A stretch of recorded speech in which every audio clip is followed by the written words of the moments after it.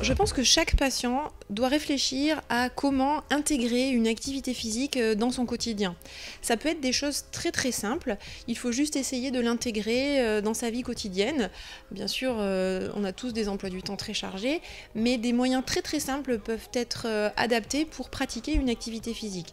Par exemple, descendre à la station précédente lorsqu'on a un trajet en transport en commun pour faire 10-15 minutes de marche.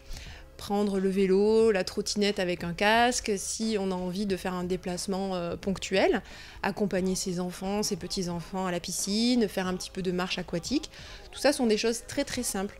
Quand on travaille au bureau, prendre 15 minutes sur sa pause déjeuner pour faire un petit peu de renforcement musculaire, ou bien se lever 10 minutes plus tôt, et ça les patients qui souffrent d'un rhumatisme inflammatoire chronique le savent bien, pour s'étirer, pour essayer d'assouplir les articulations avant de débuter sa journée. Donc des moyens très simples peuvent être adaptés dans sa vie quotidienne pour au final atteindre cet objectif d'au moins 30 minutes d'activité physique 5 fois par semaine.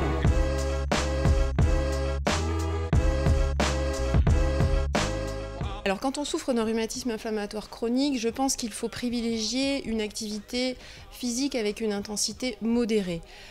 Qu'est-ce que ça signifie? Ça signifie qu'il faut être un petit peu essoufflé, mais quand même pouvoir converser, pouvoir discuter, et que l'organisme commence à transpirer un peu. Ça, c'est ce qu'on définit assez simplement pour dire que c'est une activité d'intensité modérée. Donc, on va privilégier des activités plutôt, on va dire, douces, avec surtout peu d'impact sur les articulations, notamment les articulations qui font souffrir habituellement. Donc c'est vrai que certaines activités sont plus recommandées, par exemple les activités en décharge, que ce soit le vélo elliptique, la natation, la marche aquatique, l'aquagym.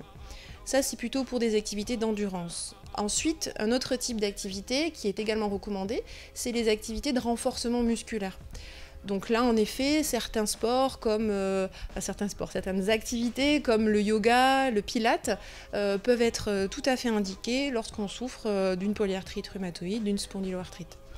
Le dernier type d'activité dont je voulais parler, c'est les activités d'équilibre qui vont être là plus recommandées chez les personnes un peu plus âgées, au-delà de 65 ans, notamment le tai chi, le qigong, qui sont des activités d'équilibre, de relaxation, qui vont prévenir le risque de chute, donc prévenir le risque de fracture et donc de complications médicales qui peuvent découler de ce type d'événements.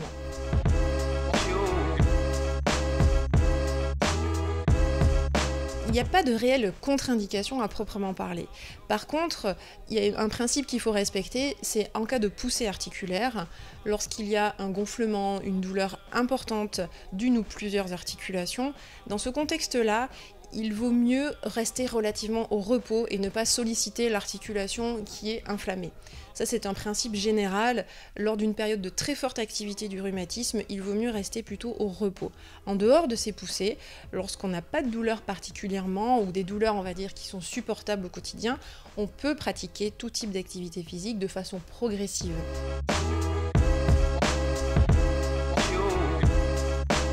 Ce type de programme s'adresse à un profil de patient bien particulier qui pratique déjà, qui connaît déjà son organisme, qui sait comment gérer une séance d'activité physique, qui sait comment s'échauffer, qui sait comment adapter progressivement son effort et retourner au calme avec des exercices de récupération, d'étirement. Un patient qui débute, qui souhaite débuter, il est préférable qu'il soit encadré, que ce soit par un coach, par un éducateur sportif, par un kinésithérapeute, par un psychomotricien ou une psychomotricienne.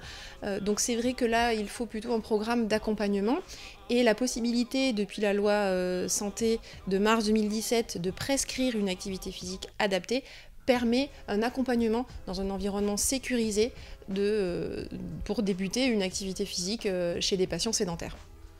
En revanche, l'outil des réseaux sociaux est, je pense, un outil motivationnel pour aider à débuter une activité physique et pourquoi pas, et surtout, le maintien à long terme de cette activité physique.